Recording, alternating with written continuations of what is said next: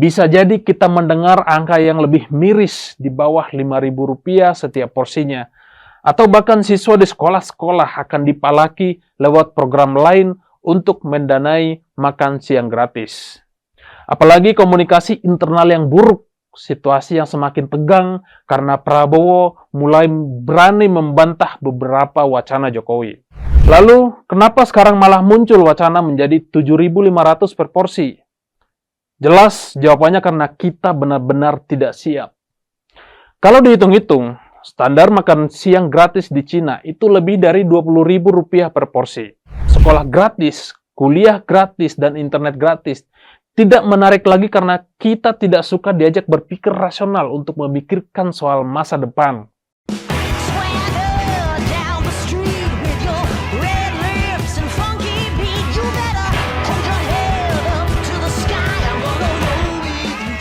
Prabowo dan Gibran belum dilantik, tapi makan siang gratis makin kesini makin lawak aja.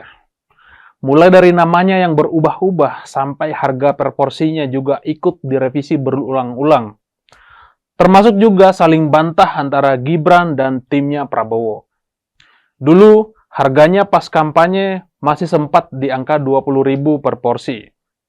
Lumayanlah cukup untuk memenuhi syarat makan bergizi. Syarat 4 sehat, 5 sempurna masih bisa terjangkau walaupun harus dipres sana, pres sini. Lalu, harga itu direvisi lagi menjadi 15.000 per porsi setelah Pilpres 2024 selesai. Bukan hanya harganya yang direvisi, tapi juga namanya.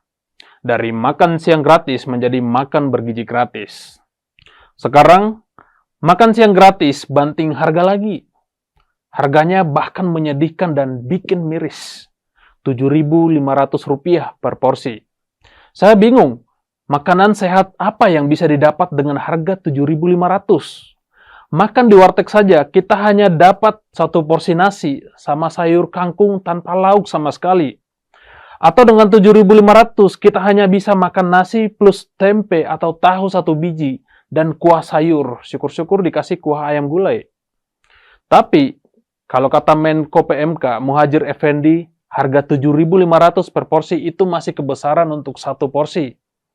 Ini artinya ada kemungkinan harga setiap porsi akan direvisi lagi menjadi Rp5.000 setiap porsinya atau bisa lebih murah lagi.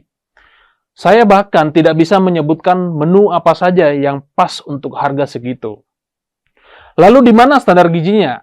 Bukankah Prabowo dan Gibran kemarin sudah berkunjung ke India, Cina, dan Eropa untuk studi tentang makan siang gratis?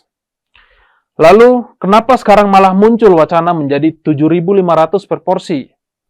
Jelas jawabannya karena kita benar-benar tidak siap. Kalau dihitung-hitung, standar makan siang gratis di Cina itu lebih dari Rp20.000 per porsi. Bahkan ternyata makan siang di luar negeri tidak semua benar-benar gratis. Di Jepang misalnya, siswa harus membayar Rp5,2 juta per tahun agar program ini terlaksana. Ya, konsepnya bukan lagi makan siang gratis, tapi makan bersama.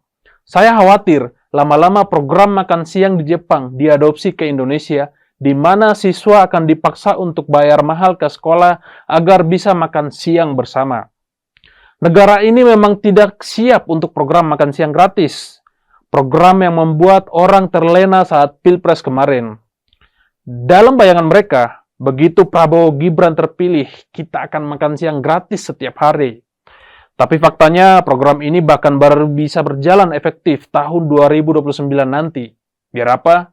Biar orang-orang memilih mereka kembali nanti. Alasan paling rasional soal ketidaksiapan adalah kita memang tidak punya cukup uang untuk mendanai program yang pada akhirnya menjadi feses atau kotoran ini. APBN kita saja setiap tahunnya harus didongkrak oleh utang.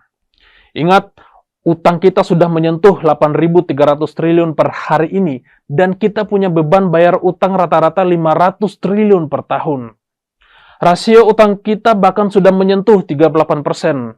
Memang masih jauh dari batas aman yang ditetapkan sebesar 60%. Tapi kemampuan fiskal dan cadangan devisa harus perlu diperhitungkan juga. Posisi cadangan devisa kita hanya cukup untuk membiayai impor 6 bulan dan pembayaran total utang luar negeri kita. Itu baru soal utang. Belum lagi beban IKN yang belum mendapatkan investor sampai sekarang.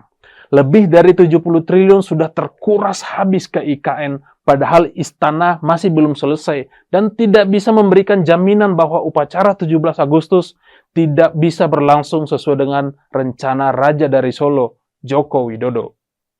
Maka untuk menyiapkan ini, Jokowi sampai harus melantik ponakan Prabowo sebagai Wakil Menteri Keuangan. Tommy Jiwandono sepertinya sedang disiapkan untuk magang sebelum kekuasaan berpindah dari tangan Jokowi ke tangan Prabowo. Bu Sri Mulyani akan mengajari ponakan Prabowo untuk mendrive keuangan negara ini, terutama bagaimana mencari formula yang tepat untuk makan siang gratis ini. Isu harga makan siang gratis ini juga sekaligus memperlihatkan kalau Prabowo dan Gibran atau Jokowi ini semakin tidak kompak lagi, alias tidak seharmonis dulu lagi. Kemarin, Gibran bahkan membantah harga makan siang gratis masih 15.000 per porsi. Padahal Muhadjir Effendi, Airlangga Hartarto, dan tim ekonom Prabowo Subianto sudah jelas kasih sinyal harga makan siang gratis kemungkinan bisa direvisi. Kok bisa seorang Gibran tidak tahu update perkembangan isu di internal sendiri? Kok bisa Gibran membantah isi yang dikeluarkan oleh kelompoknya sendiri? Jangan-jangan Gibran memang tidak dilibatkan lagi oleh Prabowo, atau jangan-jangan Gibran hanya digunakan sebagai pajangan saja agar seolah-olah kelompok mereka ini memang pro anak muda. Masih ada sekitar 100 hari lagi menuju pelantikan, tapi di berbagai kesempatan Prabowo dan Gibran sudah mulai tidak kompak. Minimal komunikasi antara Prabowo dan Gibran tidak sebaik dulu lagi.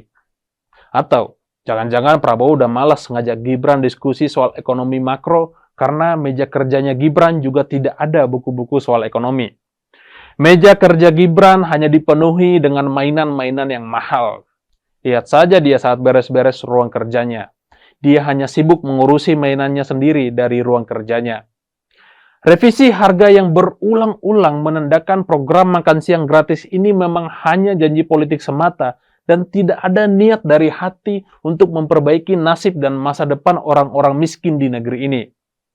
Kebetulan saja rata-rata IQ orang Indonesia hanya 78 saja atau peringkat 38 di Asia, bahkan 130 di dunia. Jadi, program sekolah gratis, kuliah gratis, dan internet gratis tidak menarik lagi karena kita tidak suka diajak berpikir rasional untuk memikirkan soal masa depan. Yang penting, urusan perut hari ini selesai, lalu tidur nyenyak, dan besok makan gratis lagi. Saya tidak tahu pasti berapa harga makan siang gratis yang akan ditawarkan nantinya oleh Prabowo Gibran pada akhirnya. Bisa jadi kita mendengar angka yang lebih miris di bawah Rp5.000 setiap porsinya. Atau bahkan siswa di sekolah-sekolah akan dipalaki lewat program lain untuk mendanai makan siang gratis. Apalagi komunikasi internal yang buruk, situasi yang semakin tegang karena Prabowo mulai berani membantah beberapa wacana Jokowi. Akan semakin menarik memperhatikan kemana arah makan siang gratis ini nantinya. Saya berharap andai Prabowo mau bijaksana, program ini lebih baik dibatalkan saja. Tidak ada salahnya memohon maaf kepada rakyat Indonesia karena dipandang dari sisi manapun, program ini hanya buang-buang anggaran saja, tidak ada nilai dan investasi yang dihasilkan dari makan siang gratis. Akan lebih baik program ini dialihkan untuk memfasilitasi warga miskin dan pengangguran untuk berwirausaha, lalu mereka akan mendapatkan penghasilannya secara mandiri. Mereka bahkan bisa membeli makan yang lebih baik, bahkan di atas Rp25.000 per porsi. Ini soal political will dan kerendahan hati saja. Komitmen untuk membawa Indonesia emas 2045 atau malah membawa Indonesia cemas 2045. Saya John Sitorus, Insight.